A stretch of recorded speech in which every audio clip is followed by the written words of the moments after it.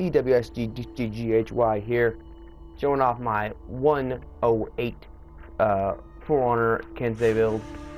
I'm playing a lot of For Honor. I just reached Prestige 3 at level 20, so almost Prestige 4, and I play a lot of KENSEI on the videos, so I figured I'd show you what kind of gear I'm going to be using from this point on.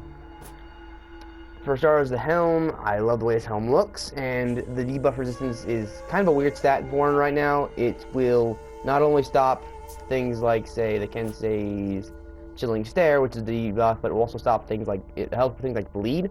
And rumor has it also stops things like the square.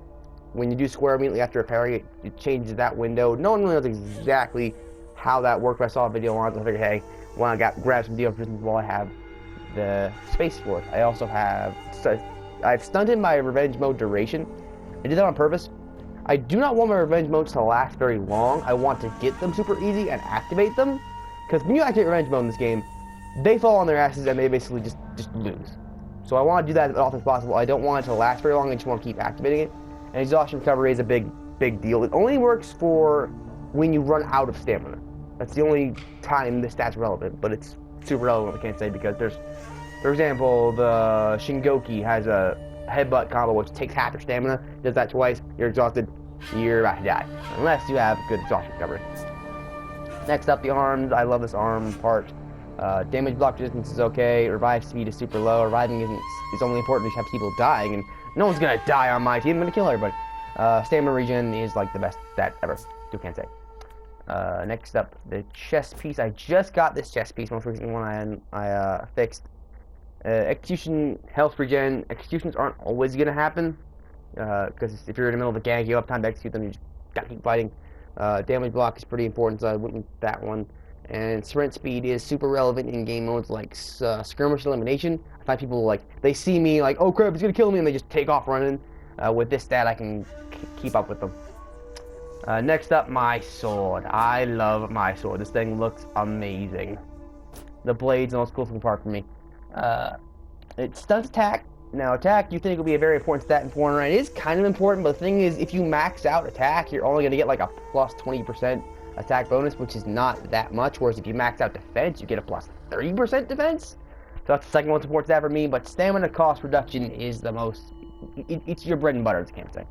For a KENSEI, almost all of your attacks require you to hit attacks 3 times, R1, R2, R2, or R1, R2, R2, will consume a butt ton of stamina, and so just having a crap ton of stamina in every regard is your number one thing. You want to have the most stamina so you can keep up those spammy combos of triple R1 or R1, R2, R2. Next up, the guard. Throw distance. I don't care about throw distance. I'm not going to push people off the map. It's a really dirty way to win a fight, and if you throw them too far, you won't be able to hit them. If you throw them so far away, then you're not going to fall off an R2.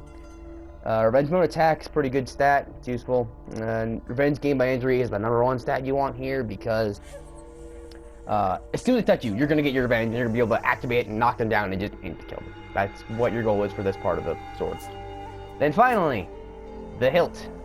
Feat cooldown reduction. Feats are not relevant in some game modes. For example, in elimination matches, you just use it and then you win, and then you move on to the next guy. Whereas in, say, Dominion, feats are pretty important, because you're using them constantly and you're continuously fighting. So for a Dominion game, you might want to change up to one of these. But for the most part, I really don't care for feats. Revenge mode defense, pretty self-explanatory. Revenge gained by defense, another thing, I just want to keep activating it again and again and again, and then using it. So, that's my KENSEI build. This is what I'm going to be using from this point on in all the videos we make with Zachary. Hopefully Zachary gets his PS4 repaired. I guess appearance isn't that really important. I went with kind of a blue on my neutral, but for attackers, I think attacking looks pretty cool with the red and the white. And next up, oh yeah, also one more thing. For execution. These do take different amounts of time. This one right here is the shortest time. I think I calculated around 4 or 5 seconds, whereas these are around 5 to 6 seconds. So don't use these, always use this one when you're executing somebody.